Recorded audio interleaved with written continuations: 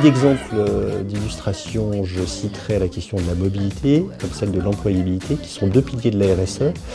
Pour avoir des mobilités, pas forcément des mobilités géographiques d'ailleurs, mais des mobilités qui soient fonctionnelles, des évolutions professionnelles, et le projet de Podelia y participe pleinement. De manière globale, la direction des ressources humaines et plus particulièrement le pôle gestion des carrières accompagne les collaborateurs pour monter en compétences.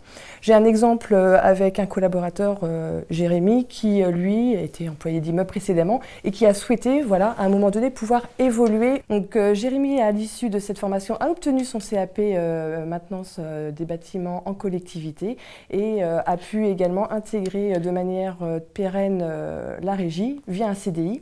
Nous avons donc une plateforme qui s'appelle Ideal Job et qui est dédiée à pouvoir collecter, mettre, déposer les offres d'emploi.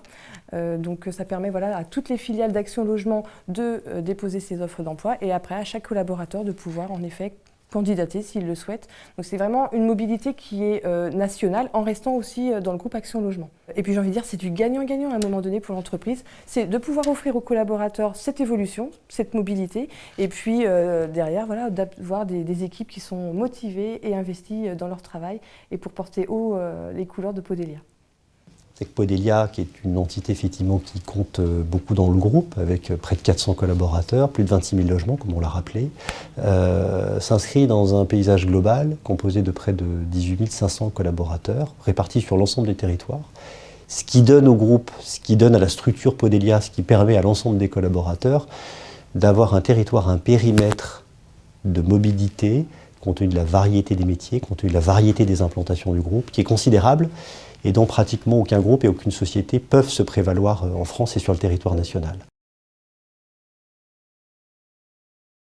Ce bâtiment tertiaire, il est fait pour accueillir les collaborateurs de Podelia, et donc il est fait pour leur donner des conditions de travail optimales, et à ce titre, je crois que ce sera, et je suis convaincu que ce sera une réussite, et donc d'une certaine façon, de cette façon-là, Podelia donne les moyens à ses collaborateurs de vraiment faire leur travail et de bien faire leur travail.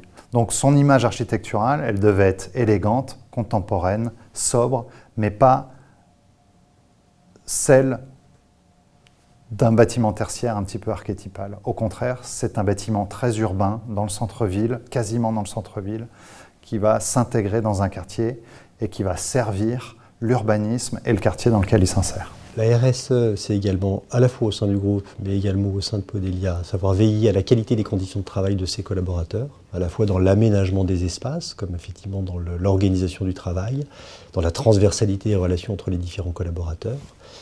La RSE, c'est aussi et surtout le développement des compétences et de la formation au sein d'une structure. Je sais que cette question-là est au cœur du projet de Podelia, dans un management qui aujourd'hui évolue, à la fois en transversalité mais en verticalité, et pour lequel Podelia n'hésitera pas demain à développer les compétences de ces managers qui jouent un rôle majeur, à la fois dans les conditions de travail, mais dans l'efficience de la structure et des collaborateurs.